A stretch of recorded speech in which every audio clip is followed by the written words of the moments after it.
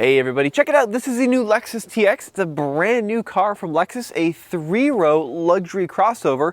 And in this video, we're going to take the gasoline one for the drive, but we're also taking something else for a drive, Case. Yeah, we're going to take the hybrid version of this car for a drive as well.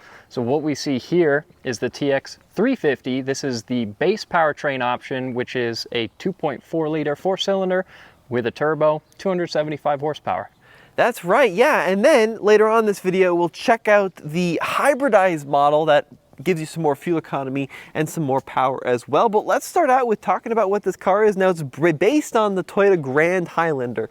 So this is a long luxury version that can haul your family, your friends, your pets, whatever you may need in a little bit more class. And the biggest, most controversial design aspect from the TX has got to be this grille. So they have color-coded the grille slots and the actual surround into the body color, which de-emphasizes the spindle grille, and it's definitely a little bit controversial. What do you think, Case? You like the look of this? I think it makes it more subtle. I like it better than a lot of the other grills that we've seen on Lexus products recently because it just doesn't look so massive. But what about you? Yeah, you know, I think it could use a little bit of a surround. It kind of gives it a little bit of a no-name face, in my opinion. But what I do like are these headlights. So you've got this silver trim that accentuates these pointy headlights and this long daytime running light. And I think that is a very attractive design. I also like the wheels. Every TX gets at least 20-inch wheels, all the way up to 22s. As you were saying in our video over at TFLnow, Case, the wheel design really showcases just how big this car is. Yeah, because even with a 20, it's still got a good bit of sidewall. And yeah, I mean, this is just a big vehicle overall. And that's a good thing for, I think, a lot of the buyers that are going to be opting for this, because this is a people mover. Yeah, you know, if you fold down all the seats and have the max cargo mode, you can fit almost 100 cubic feet worth of stuff. But even behind the third row, you have enough space to accommodate up to 7 carry-ons, according to Lexus. Look at that, Case. Power fold third row? I know. That's pretty cool. And the headrest pop down. So really a lot of space in this vehicle, even if you've got a family where you need to use the space behind the third row. I think you'll find it's pretty usable. But with the third row folded down, our bags are just swallowed up back there. And then underneath the floor, you will find space for a spare on the gasoline model, but not on some of the hybrid trims because of weight, actually. But Case, let's do this. Let me hop into the back seat, because that's the big news on the TX, right? Is how does it hold your family? Exactly. Now, you can get this in captain's chairs like this one. You can also get it in the bench, but you can't get the bench in the hybrid, is that right? Yeah, and that's also a weight concern. The other difference here, and it's a major difference between this and the Grand Highlander, is that this you can only get in either a 6 or a 7-seat configuration. The Grand Highlander you can actually get as an 8-seater, which would give you 3 seats here in the all the way back row. But since this is a Lexus product, they wanted people to be a bit more comfortable. They actually made it so that there's only 2 seats back here instead of the 3. Yeah, and here I'll fold the seat up electrically, of course, and let's take a look at the rear seat legroom. Now, Lexus is very proud of the fact that they said this is a rear seat for real full-size adults. Oops, my shoe came untied. And certainly, initial impressions are pretty good. Now, your knees are still pretty high, but let me fold the seat back here. Yeah, you know, not bad at all. I got a little quick release here if I wanted to fold it forward. And when Case puts that back, I actually have enough leg room, and I even have pretty decent headroom. So compared to like the RX-L, which is the outgoing 3-row Lexus RX, this is a much, much, much better third row. We also have USB-C ports, dual cup holders, vents back here. So if you, it's not a penalty box like it once was. It's actually a pretty good rear seat. Yeah, you've got decent amenities, and it's also nice having those seats be power. Of course, there's a lot of power features on this, being that it's a luxury vehicle. All right, Case, let me grab the phone from you, and I'll have you talk about the interior, and then I'll have you take us for a ride as well, and we can see what the TX is like on the road. Out back here, you got the long continuous width of the vehicle outlined by this red bar.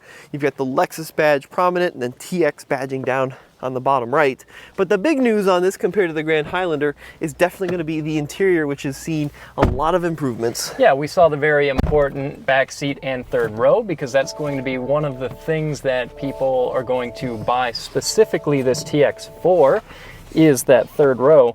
But here we have the front seats, also very important, because whoever buys it is probably going to be driving it, right? And what you get up here is a lot of what you would expect from Lexus. Really nice materials, good design. It's a nice steering wheel. You've got paddles up here. Also really nice screen. So you can see we've got our Apple CarPlay pulled up here. This is a 14-inch screen, a really impressive screen, and this dedicated portion here for your climate. So that's always at hand. That's always easy to get to. Volume knob, actual physical volume knob, always welcome. We have a 12.3-inch instrument cluster here in front of me, which is another really sharp screen. Looks fantastic. We've got a bunch of USB-Cs down here. We've got a wireless charger as well. There's also USB-Cs in the middle row. So tons of charging, which is a great thing to see on a family vehicle, something that's probably going to be doing a lot of long-haul drives. Absolutely, yeah. And, you know, 14-inch screen, bigger than what you can get in the Toyota, which maxes out at about 12.3. So a little bit more luxurious screen in this vehicle. Much nicer materials. It's built to a higher standard of luxury than what you'll find in a Toyota. And it's quieter in here. It's a little bit more refined in here. Now, when we talk about this powertrain, right, the basic 2.4, we're looking at right around 275 horsepower. Yeah, if you get the hybrid, you can actually get 366 horsepower, and if you get the plug-in hybrid, it's 404. Wow. But yeah, I mean, when it comes to this particular powertrain, it's not an especially fast vehicle. Once the road straightens out here a little bit, I'll give it a little burst of acceleration. Yeah, it's a heavy vehicle. Yeah, I mean, this is a lot of vehicle to be moving with a 2.4 liter four-cylinder. Yeah, right. I mean, it's definitely adequate. I don't think that you're going to be struggling for acceleration on a daily basis, but it's not a performance machine, and that's why there are the hybrid and the plug-in hybrid. So strangely, unlike, you know, what you think of a hybrid, if you want to go fast, you got to get the efficient one, which is pretty cool. Now let's talk about pricing. The TX starts in the mid-50s. Realistically, one like this is going to be spec'd out probably low 60s. Competes with vehicles like the Acura MDX. There's an Infiniti offering as well. You know, this kind of luxury mid-size-ish crossover with a third row that's smaller than like a Tahoe. Yeah, and you also get a little bit of towing capability here too. All of these models, all the powertrains get 5,000 pounds of towing, which is a good thing to have because plenty of families have a small trailer that they want to pull. So this is capable of doing that.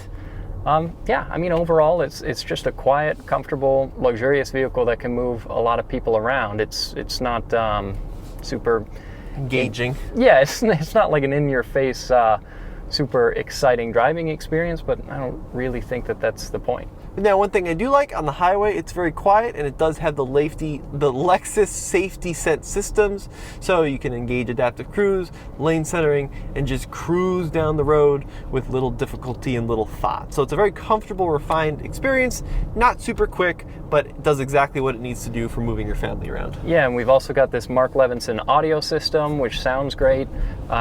It's going to be impossible for you guys to see, but from where I'm at, I can see this optional heads-up display.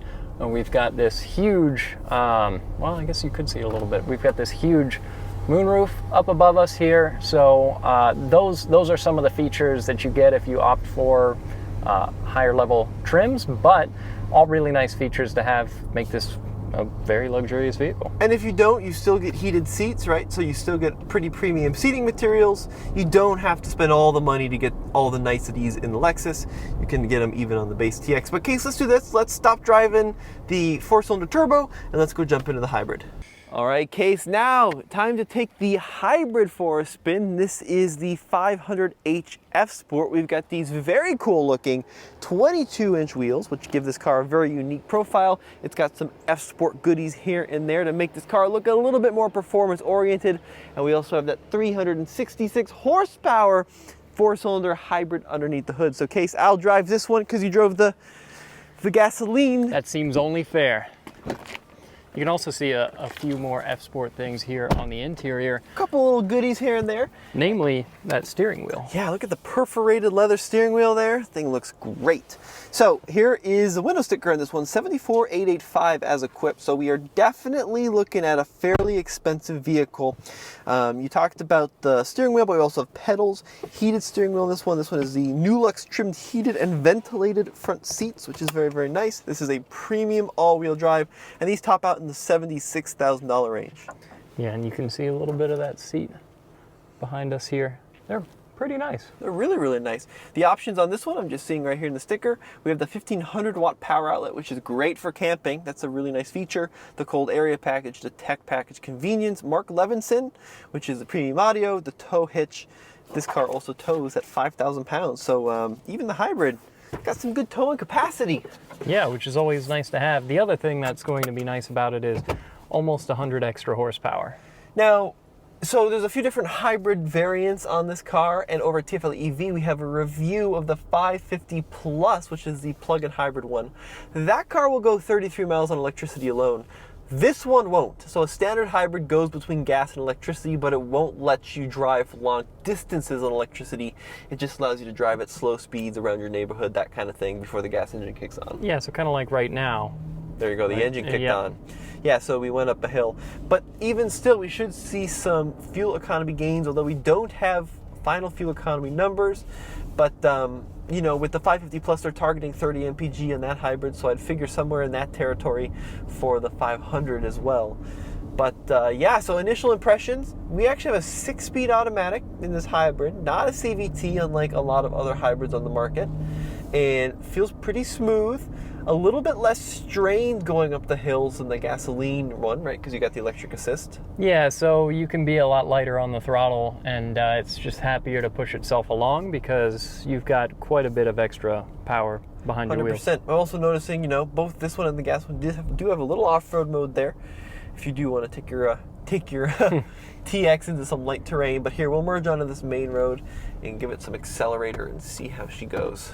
For not quite 400 horsepower of the plug-in, this one is 366, but over 400 pound-feet of torque in full throttle.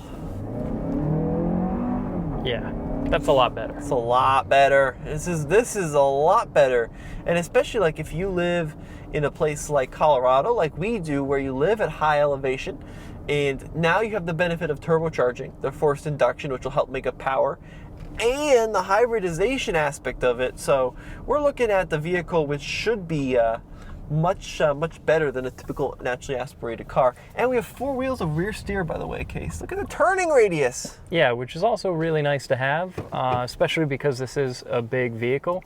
But a lot of it's going to come down to how much money you're willing to spend, because, you know, it's not a cheap option to bump up to this 500. I do see that rear steer active slightly in the rearview mirror, which is cool, but it's a very small amount of turning degrees. Full throttle again. You also hear there's like a little as the electric motors spool up. It does have all-wheel drive, of course. It uses the Toyota all-wheel drive system with the disconnect between the front and the rear wheels, where the rear wheels are powered only by electricity. But yeah, I mean, Case, a much more dynamic experience, especially with the F-Sport and this perforated wheel. Feels a lot kind of like something I'd be more confident throwing around in a canyon. Not that it's a performance car, it still is a luxurious 3-row crossover, but this car is going to have more capability than the standard one. Yeah, and as far as the 3-row goes, I mean, this is definitely very street focused. So it drives well on the road, no doubt. I mean, for me, here's what it comes down to is if you can afford the hybrid, which I think this particular one starts about 68. It's a lot of money. It's a lot of money, don't get me wrong, but if you can afford the hybrid over the gas one, get the hybrid, because you see so many benefits from economy and power and driving experience, and you really don't see a lot of downsides other than the cost. Yeah, the cost and the fact that your only option is a 6-seater, and yeah, that you know, that's going to be a consideration for some people. But then again, I think if you're really trying to maximize how many people you can fit in this vehicle, probably the Grand Highlander is going to be your better bet, because that can seat up to 8. Right, totally. So overall, guys, pretty impressed. I think we're both in agreement the hybrid is the way to go, if not the plug-in hybrid, which we've got a review over at TFL And Case, where can people find more reviews? That'd be at alltfl.com, Tommy. You got it. All right, guys, thanks for watching this review, and we'll see you on the next one.